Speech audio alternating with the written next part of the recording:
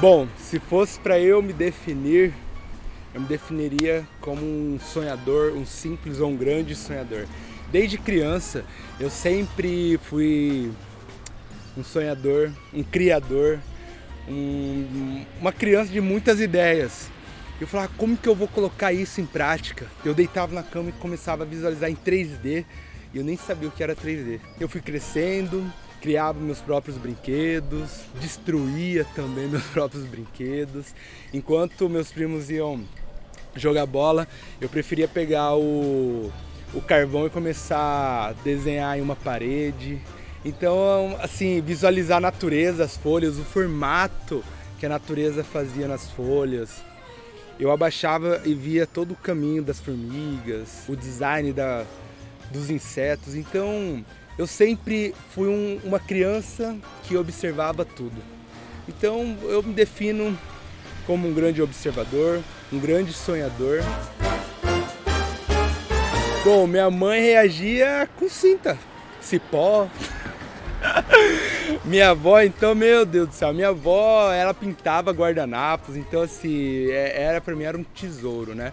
Olhar todas aquelas ferramentas e eu escondia, pegava, roubava, fazia de tudo. Eu precisava usar aquilo pra me relaxar e tirar todas essas ideias da mente e começar a pintar. A casa da minha avó, a casa da minha mãe, era uma verdadeira obra de arte. Só que naquela época elas não entendiam. Hoje sim, nossa, hoje elas falam, meu Deus, por que eu não registrei tudo isso? Só que naquela época eu pintava tudo. Tudo. E essa genética artística vem, né, de uma... Meu pai gosta de desenhar, meu tio gosta, minha avó gosta. Só que eles sempre olharam assim, esse dom como algo, vou fazer nos finais de semana, um dia ou outro. Nunca visualizaram assim, nossa, se eu me dedicar todos os dias. Então eu fui o único da família ali que topou esse desafio, né, de fazer arte todos os dias, desde quando eu entendo por gente, desde quando foi para escolher a primeira faculdade, os primeiros cursos, os primeiros trabalhos. Então eu sempre escolhi no lado criativo. Bom, na verdade desde quando eu nasci. Foi o dia que eu nasci, Deus já tinha um propósito na minha vida.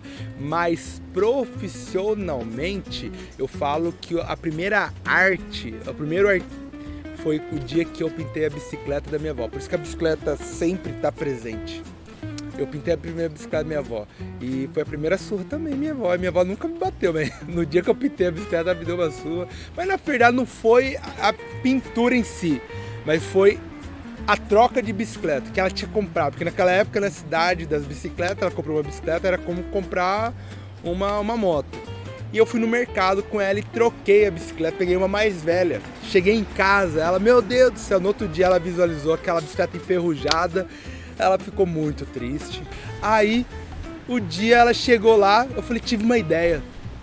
Peguei a bicicleta dela, peguei as tintas dela, pintei toda a bicicleta de verde fluorescente, de rosa fluorescente. Peguei folha de caju, folha de manga, caroço de manga, fui colocando. Cara, peguei borracha, peguei pena de galinha, lá a gente tinha um galinheiro. Fui transformar. Cara, foi a minha primeira criação, primeira obra de arte. E eu não sabia. Aí levei outra surra. Fazer o quê, né? Mas ela começou a andar com essa bicicleta pro bairro inteiro. Ela foi a minha primeira divulgadora. Ela começou todo, nossa, é a senhora da bicicleta enfeitada. Então eu acho que a virada de chave de artista, que foi meu primeiro orgulho, foi essa bicicleta da minha avó. Eu não vou falar, eu vou mostrar. Tá vendo isso aqui? Metade do meu dedo, ó, cortado, sobrancelha. Então, né? Aí se resume tudo isso em peraltice. Nossa, eu era uma criança muito peralta, até que um dia a minha mãe resolveu colocar eu num curso de pintura em tela. Eu acho que todas essas peraltices eu concentrei na pintura. E foi isso que hoje eu me encontrei. Nossa, é muito legal. Só que naquela época era uma pintura a óleo. Eu era uma criança muito ansiosa e aquela pintura não secava. E aí eu ficava grilando. Aí eu já quebrava tudo aquele negócio. Aí eu ia pro carvão. E aí o carvão era mais fácil, né? Que eu pintava e tal. Só que nesse momento eu parei de ser aquela criança peralta, fazia arte. E eu comecei a ficar mais calmo. Então eu era uma criança ao extremo, né? Artista. Foi o momento que trabalhamos na feira de Cáceres, que eu recebi um apelido chamado Chico, que lá em Cáceres todos meus amigos me chamam de Chico, é meu apelido.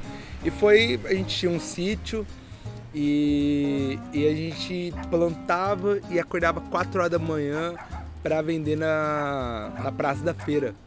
E aí, eu já tinha 14, 15 anos, eu começava a ir pras festinhas com os amigos e tal. E naquela época, né, Cáceres era cheio de festa e minha mãe falava, você pode ir, mas 4 horas da manhã você tem que estar aqui na feira me ajudando. Eu falei, beleza. Aí eu ia todo paquito pras festas e tinha que sair 3h30 da manhã, eu já tinha que ir embora pra feira para ajudar minha mãe a montar a barraca. Então essa fase me marcou e me ajudou a ser o homem que eu sou hoje. A minha adolescência eu já comecei a ficar maduro.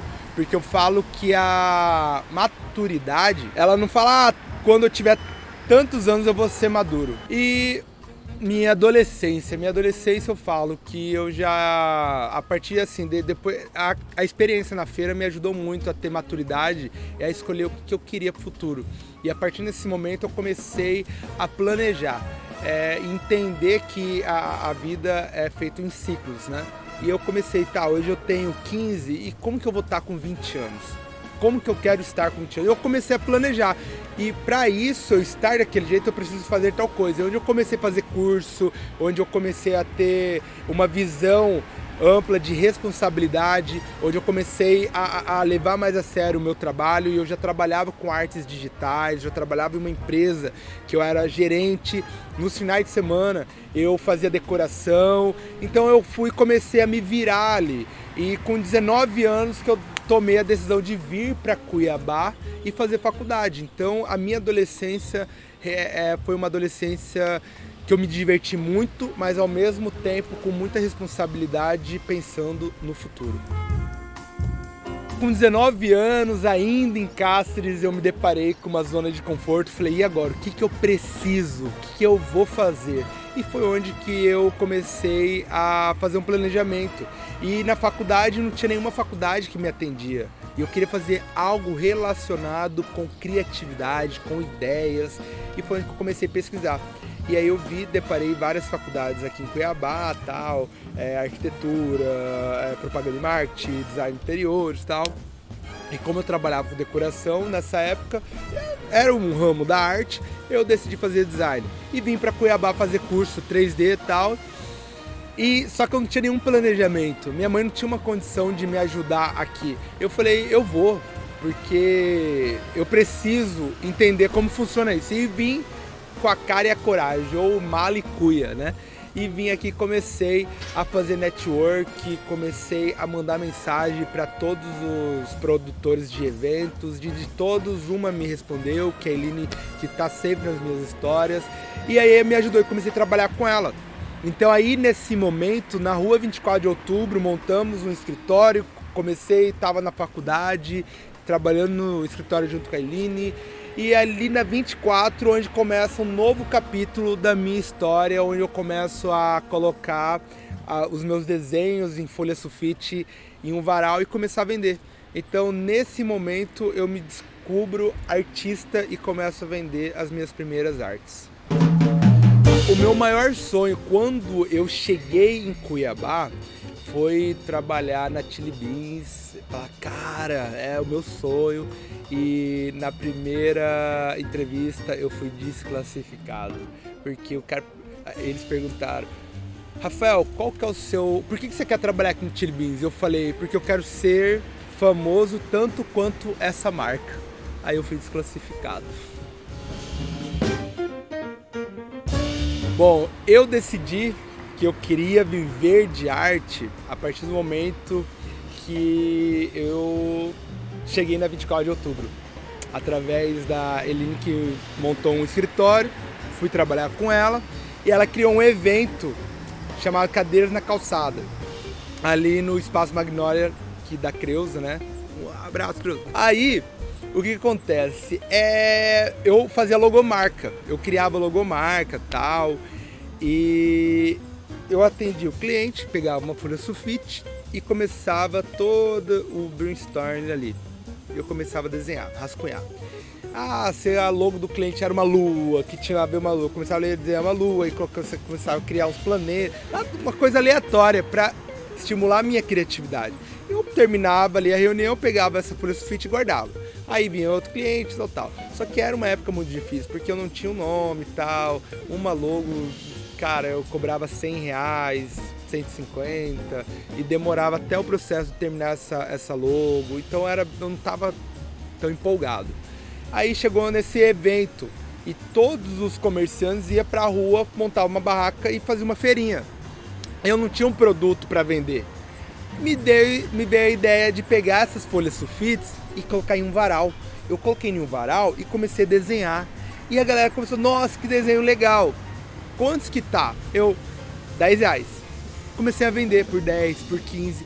Esse dia eu fiz R$50 de folha sulfite. Eu fiquei muito feliz. Falei, no próximo evento eu vou fazer alguma coisa. E no próximo evento eu falei, cara, eu vou pintar uma tela. Só que eu tava sem caixa. Eu estava em um processo de gestão. Eu não tinha gestão. Tudo que entrava eu gastava. É universitário. E aí eu fui na Dega pedir ajuda. Falei, Dega, me empresta R$300 que eu vou pintar 2 telas e uma eu te dou.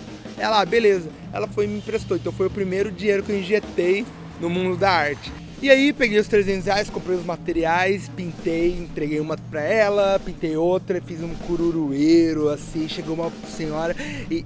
Peraí, já tô indo além, a produção já tá aqui. Faz o seguinte, no próximo vídeo eu vou terminar essa história.